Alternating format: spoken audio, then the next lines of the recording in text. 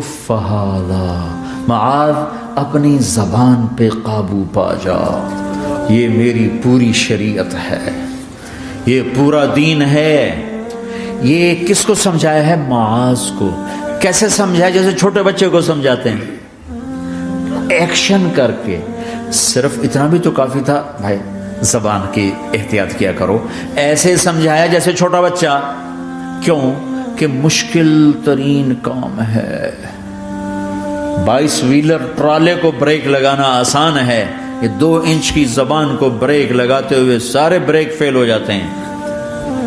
اور جتنا آج گھروں میں فساد ہے اس کے پیچھے یہ زبان ہے۔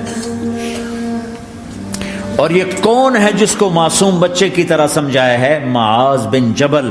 اور معاذ بن جبل کون ہے؟ میرے نبی نے کہا قیامت کے دن میری امت کے علماء کا جھنڈا معاذ کے ہاتھ میں ہوگا۔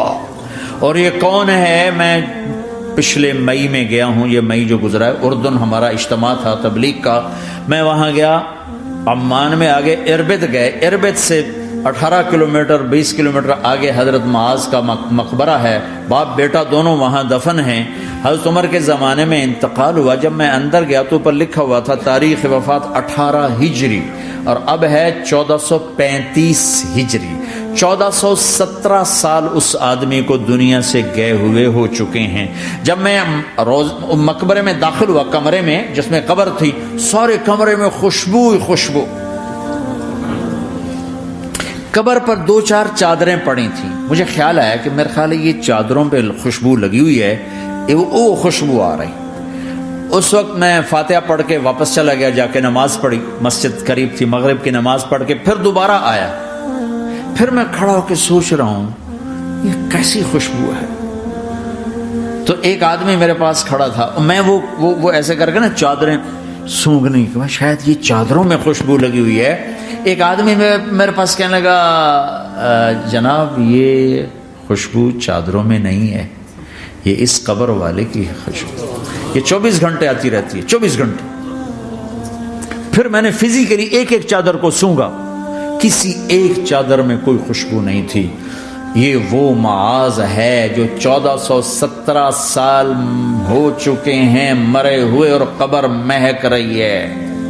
میں سنی سنائی نہیں بتا رہا، آنکھوں دیکھا بتا رہا ہوں، خود گیا ہوں، خود یہ مئی جو گزرا ہے۔ ان کو ایسے بتا جو چھوٹے بچے کو، معاذ زبان پہ قابو رکھنا۔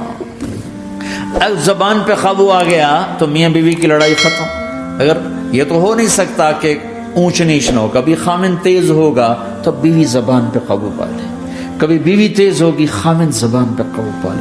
اگر دونوں ہی سیکھ گئے تو ان کا گھر جنت بن جائے گا۔ کبھی ساس اکھڑے گی تو بہو چپ کر جائے، کبھی بہو اکھڑے گی تو ساس چپ کر جائے، کبھی باپ اکھڑے گا تو بیٹا چپ کر جائے، کبھی بیٹا اکھڑے گا تو باپ چپ کر جائے، دعویٰ نہ کرے کہ میں باپ ہوں میرے آگے بولتا ہے۔ انسان انسان ہے، خطا ہوتی ہے۔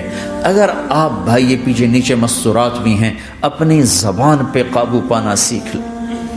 کسی کو دکھ دینے والا بول نہ بولے۔ المسلم من سلم المسلمون من لسانہ و یدہ، آپ نے فرمایا مسلمان ہے ہی وہ، مسلمان ہے ہی وہ جو ہاتھ اور زبان سے کسی کو دکھ نہ پہنچائے۔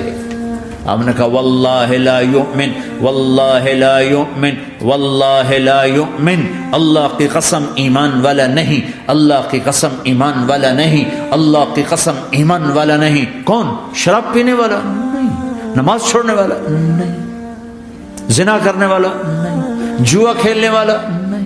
کون؟ کون؟ الذی لا یأمن جارہ بوائقہ، جو اپنے نیبر کو تنگ کرتا ہے وہ ایمان والا نہیں، جو اپنے پڑوسی کو تنگ کرتا ہے وہ ایمان والا نہیں، جو اپنے ساتھ رہنے والے کو تنگ کرتا ہے وہ ایمان والا نہیں ہے۔ اپنی زبان کو میٹھے بول کا عادی بنا لو، سہنا سیکھو۔ ہیرا کیا ہے؟ کاربن ہے، ہیرا کاربن ہے۔ ہیرا کیسے بن گیا؟ ڈائمنڈ کیسے بن گیا؟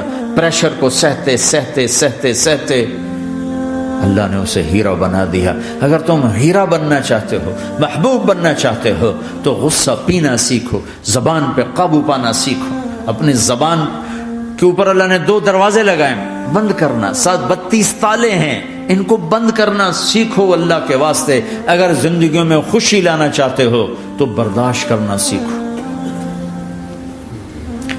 اگر زندگی کو برباد کرنا ہے تو زبان کھول دو۔ جس کی زبان کھل گئی اس کا دین گیا، جس کی زبان ہاتھ میں آ گئی اس کا سارا دین ہاتھ میں آ گیا۔